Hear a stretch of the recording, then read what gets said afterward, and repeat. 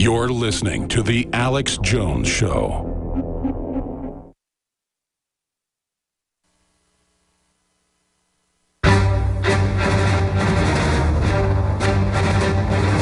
Big Brother, mainstream media, government cover-ups. You want answers? Well, so does he. He's Alex Jones on the GCN Radio Network. And now, live from Austin, Texas, Alex Jones.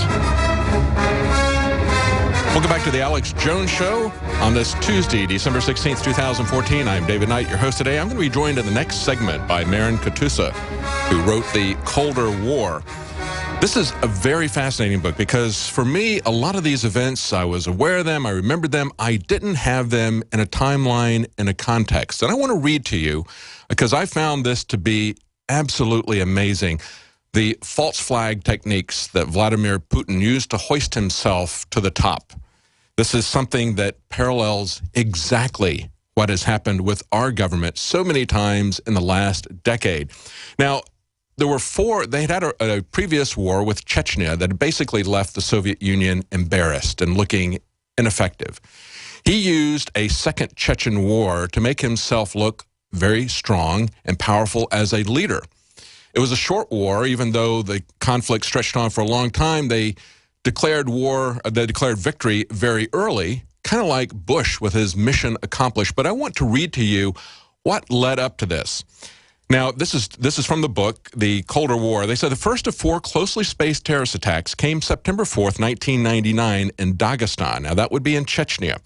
There was a bomb that leveled a barracks that was housing Russian soldiers and their families. 64 Russian men, women, and children were killed. 5 days later, there was a bombing in Moscow, this time an apartment building. The working-class neighborhood in the city's southeast had a device that had been stashed on the building's ground floor, brought down all 8 floors, and killed 94 residents as they slept. Now, here's the key. Within hours, the Russian government officials all but certified that Chechen terrorists were responsible, and calls for retaliation came from all political quarters. Instead of treating the site as an active crime scene, however, and sifting through the ruins, what did the Russian authorities do? They razed the building just days after the blast and hauled the rubble away to a municipal dump.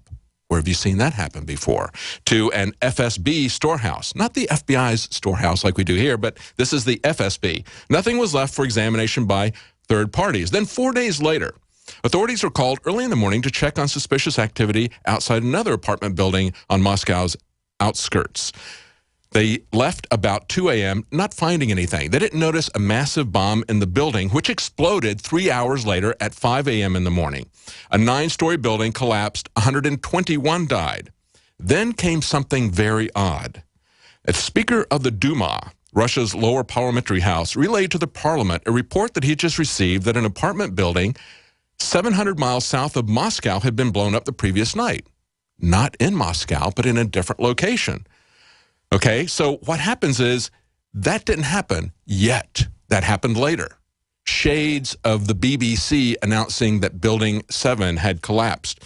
Now, it said that it seemed no more than an inconsequential blunder until 3 days later, an apartment building in the city that he had named was indeed blown up. And so a Duma member asked, how did it happen that you told us on Monday about a blast that didn't occur until Thursday?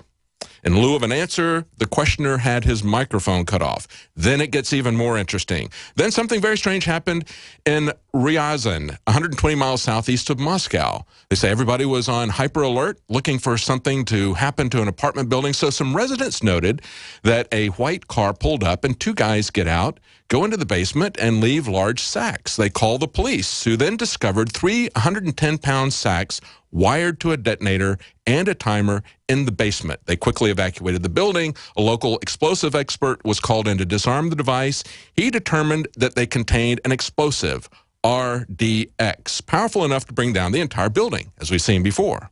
In the meantime, they blocked all the roads leading out of this town. Acting Prime Minister Putin flexed his rhetorical muscles, he says, and congratulated the residents for their vigilance. The Russian Interior Minister chimed in, lauded recent improvements, and then they found out they actually arrested the guys, and they were with the FSB. They were their CIA. Then they changed the story. They said, we were just testing your vigilance. Do you see how this happens? It's called a false flag. It's used over and over again by every government. We're going to talk to the author of that, Marin Katusa, right after the break. Stay with us. The average person's life is filled with unexpected challenges. Unlock the energy it takes to defeat these daily beasts with super male or super female vitality, specifically designed to assist the body in regulating proper hormone balance to create superior vitality in males and females. Supercharge and conquer your world at InfoWarsLife.com or call 1-888-253-3139. The government's Department of Homeland Security is buying up loads of ammo. At the same time, they're restricting civilians' rights to own and purchase firearms. Can you put two and two together? Infidel Body Armor can stop every round, including hollow points and .308 sniper rounds, is reasonably priced and fully legal. But for how long? Go to InfidelBodyArmor.com, spelled INFIDEL bodyarmor.com. Infidel Body Armor. Just won't quit. InfoWarsLife.com. Check it out today.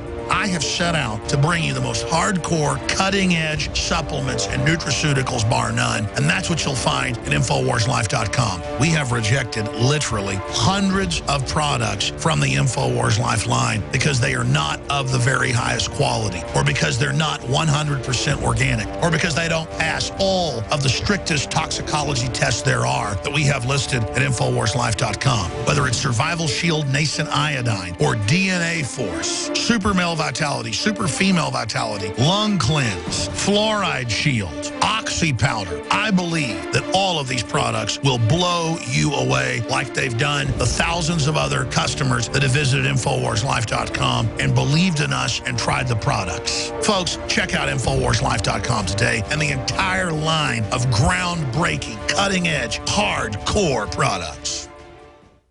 2015 is almost here, and with it comes those New Year's resolutions to finally transform your body the way you want it. There's a reason over 88% of New Year's resolutions fail. Make this year different by equipping yourself with Oxy Powder, the next level in cleansing the body naturally.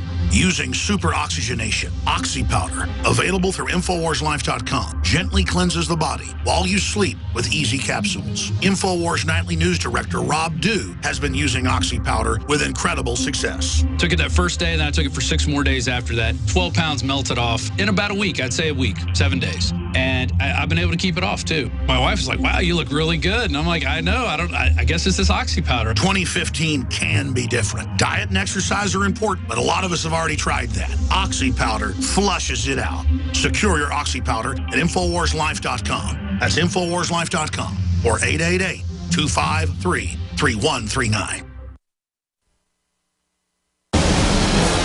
From his Central Texas Command Center, deep behind enemy lines, the information war continues. It's Alex Jones and the GCN Radio Network.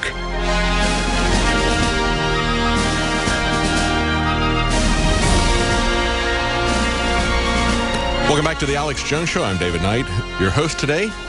And we're going to be talking to Marin Katusa, the author of The Colder War. If you don't hear the previous segment based on your radio station, if they're carrying the news in the previous segment, I would suggest that you look at the online version of what I covered. It was a very interesting chronology of the way that Putin used false flags to essentially ascend to power. A lot of parallels to what goes on in this country, or maybe even better yet, buy the book. This book is a page-turner. I really enjoyed it. It puts a lot of events that I remember vaguely. It brings them back, freshens them up, puts them in a timeline, and more importantly, puts them in a much larger context. Let's go to, is Marin on the line now? Okay, let's go to Marin Katusa, the author of The Colder War. He works for Casey Research.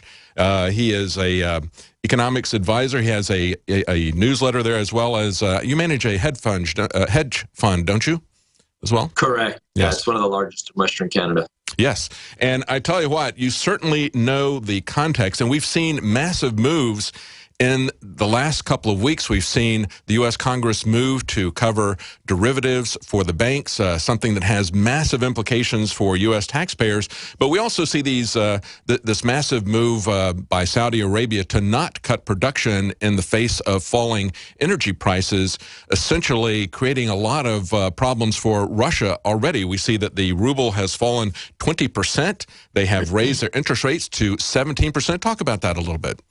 But you're nailing all these right on the head. And congratulations to you, because your viewers are getting information that they're not getting in the the mainstream media. What a lot of people, if you want a breaking story, what my sources in Russia are now telling me that actually Lavrov, who's the equivalent of the Secretary of Foreign Affairs for the Russians, has basically stated and warned that the Russians, because now they view Crimea as part of Russia, they're going to be moving nuclear weapons there. And according to the Russian strategy, if you want to talk about false flags, here's the ultimate false flag, where now the Russians are going to be moving nuclear weapons into Crimea, which is a huge risk for the Western authorities. Now, in the last 24 hours, Germany has now also done a 180 on the U.S. sanctions and saying, wait, let's time out here. Germany does not want Russia and Turkey to solidify a long-term contract deal, because the last thing Germany wants is to be vulnerable, and for the European Union to be vulnerable on Turkey's holding the tap. So now Turkey is holding off on advancing the sanctions. So we're in real time. Things are changing, and the Russians have many more false flags to keep the turmoil going. Yes, the oil price has gone down for Russia, but what's important to understand is the ruble price has decreased much more than the price of the oil. So if you're a Russian oil producer, that's the best of both, the best that you can possibly be in the situation, because you're still in a bull market or an uptrend in your oil. So these are very important facts to understand that our Western media is not talking about. One of the things that I'm concerned about is putting the American taxpayer on the hook for ensuring through the FDIC program the derivatives market, because there's already been reports that a lot of oil futures are going to be essentially worthless. Already that's happening. As the future market starts to tumble, that's going to spread out, as we've seen in the past, to other commodities, as well as we're already seeing to the currency in Russia. And of course, that's going to continue to spread to the larger stock market. Looks very unstable. It is the biggest risk right now to the North American markets that nobody's talking about. In our at the end of the chapter in our book, The Colder War, we get into exactly that, why to understand that derivatives is so important. And this really is nuclear economic weapons of mass destruction. That who's regulating this? Which banks are going to be vulnerable? And Americans need to understand, is your personal savings at risk here? And I'm telling you, the implosion of the debt and the derivatives markets on the U.S. shale, everyone's thinking that it's the Russians that are suffering. The U.S. shale sector is significantly suffering at $55 oil. So there's a lot of risks out there. Oh, absolutely. And to me, it looks like a massive economic war, of course, has already broken out with what's going on with the oil. That's Putin's base. He's built his country, as you pointed out. His master plan is to base the country on natural resources. So when they attack that, meanwhile, Putin is attacking the petrodollar, which has essentially been the big leverage that America has had in terms of being the world's economy. Let's go back and talk. Let's kind of run this out. Talk about how this is not something that started with the Cold War. This is what you point out is called the Great Game, going back to Rudyard Kipling. This is something that's been going on with Russia and the West for a long time. Talk about that a little bit. Definitely. So let's bring it back to when, it was the Western world that discovered oil in the Middle East. And if you go to Iran and understand the history, we go through all that in the Colder War. But essentially, the British, that's where they secured all their oil for World War II, was through Iran. And then the Americans came in the 50s and they overthrew the existing regime, and then it backfired on them. So then they moved over to Saudi Arabia. Now, when the oil crisis in the early 70s happened, America was faced with a double attack. First of all, oil prices quadrupled essentially in a few months. And the second one was when the French basically called the US dollar and wanted their gold back. Nixon had no choice but to close the gold window. So now Kissinger had to come up with a plan, and what he devised was he went to Saudi Arabia and said, look, this is what we need to do. We can guarantee your family, the House Assad, a long-lasting regime, but this is what you need to do. You can only sell your oil in terms of US dollars, and then you have to reinvest those currency, those reserves back into the US dollar. And with Saudi Arabia as the most powerful producer of the OPEC nations, then you had Kuwait follow, Qatar, UAE, and other OPEC nations. So that's the beginning of the petrodollar